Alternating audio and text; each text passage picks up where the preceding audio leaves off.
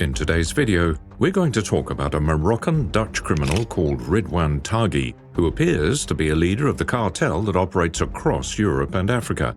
Without further delay, let's begin with his intimidating story. Who is Ridwan Tagi? Ridwan Tagi is a Moroccan-Dutch drug lord who was once the most wanted criminal in the Netherlands with a record-breaking reward of $109,000 or 100,000 euros. He's involved in more than 10 assassinations, drug trafficking, and is believed to be the leader of a criminal organization. Tagi was arrested in 2019 in Dubai in a luxury villa and is currently serving a prison sentence in Nieuw-Vosveld, a high-security prison in Voort, as he is currently being processed in the Marengo case. He's accused of being a leader of a Mokro clan that was involved in numerous brutal assassinations, along with 16 other people. Although he was born in Morocco, he moved to the Netherlands as a 3-year-old with his parents, older brother and 2 sisters. While living in the Netherlands, 6 of his sisters and 1 brother were also born. He was always quite different from other kids since he joined a youth gang called Bad Boys as a teenager.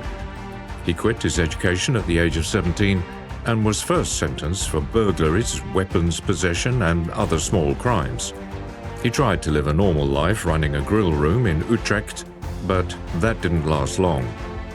Assassinations. After his first arrest, Tagi managed to remain under police radar for an extended period because he implemented a new tactic by constantly changing appearance and using false passports and visas. That lasted until 2013, when he attracted unwanted attention again when intelligence and police forces started tracking him. They considered him responsible for numerous assassinations, and they gained intel about him being a major cocaine dealer. In 2014, after one failed attempt to assassinate a criminal, Samir Jabil, in Amersfoort, when one innocent student lost his life in a shootout, the second one was successful, and Tagi was the first one blamed.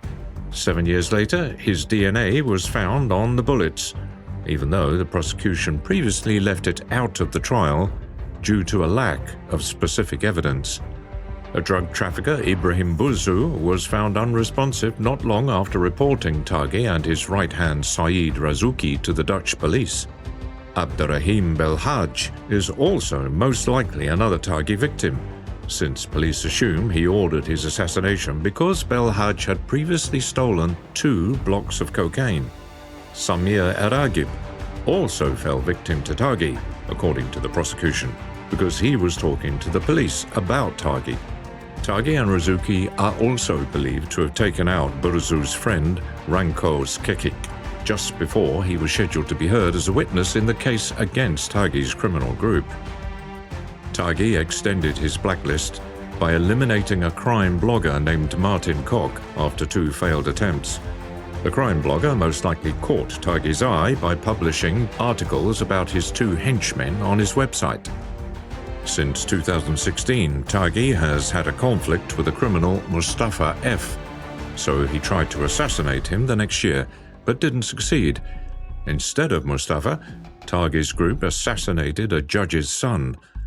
2 shooters, as well as Tagi's brother, were arrested and sentenced as a result of this murder.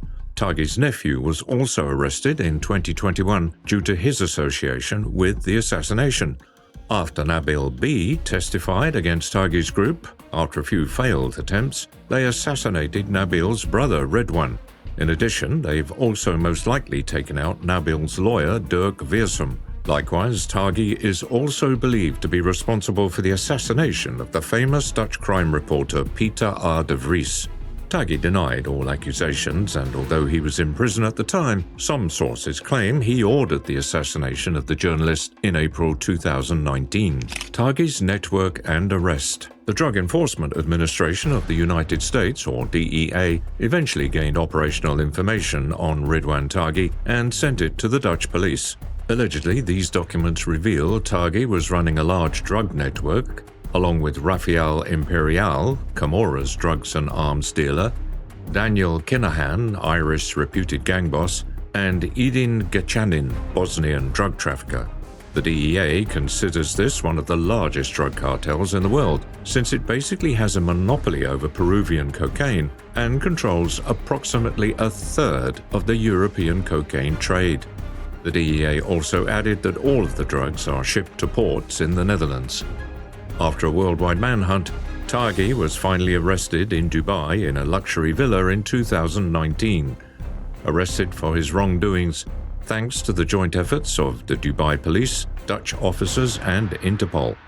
Tagi's top deputy, Saeed Razouki, was also arrested in Colombia in 2020 and extradited to the Netherlands, accused of being one of the leaders of the Dutch-Moroccan mafia.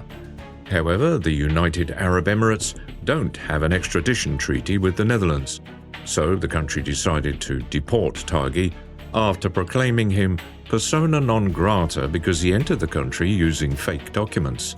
Tagi's arrest was followed by 8 house searches across Amsterdam and Utrecht, which led to 6 more arrests of people accused of money laundering, possession of weapons or drugs. Although the two countries don't have an extradition treaty, they worked on transferring Tagi as soon as possible. So the Commissioner of Netherlands Police, Erik Akkerboom, subsequently thanked the UAE authorities and the Dubai police for their cooperation and pointed out they played a key role in making the arrest possible. On the UAE side, Major General Abdullah Khalifa Al-Mari claimed that Tagi entered the country with official documents, including a passport and a visa, that weren't his own. Besides that, he supposedly had not engaged in any criminal activities there. The so-called Marengo trial started in July 2019 against 17 suspects, with Tagi being the main one.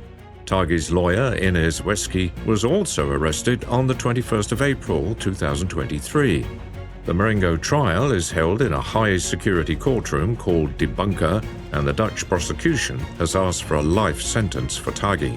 Since both Tagi and Razouki were only recently captured by the police, the trial is in its initial phase, and it's estimated to take years, like the trial of 'Ndrangheta members currently in progress in Calabria, Italy.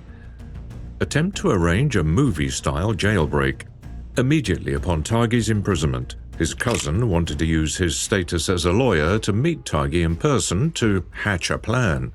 At first, his cousin was rejected because there was an investigation into the abuse of attorney-client privilege between him and another nephew of Tagi. Eventually, the investigation allowed Tagi's cousin to be his lawyer since no abuse was found.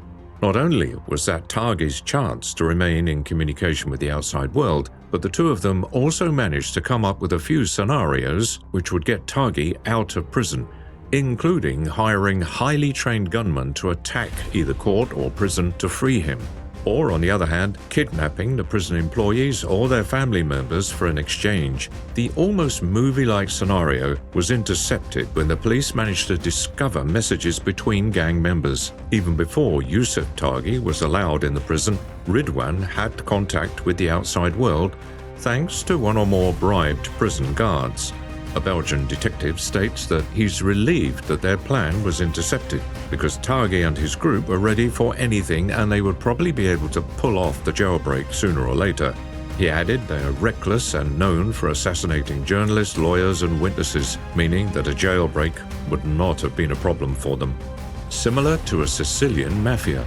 The detective also stated that Tagi's group eliminated lawyers and journalists like it was nothing, while many of their potential victims are currently hiding or being protected by Special Forces troops. He added that Europe hasn't seen such a violent response from a criminal organization since the Cosa Nostra trials in the early 90s.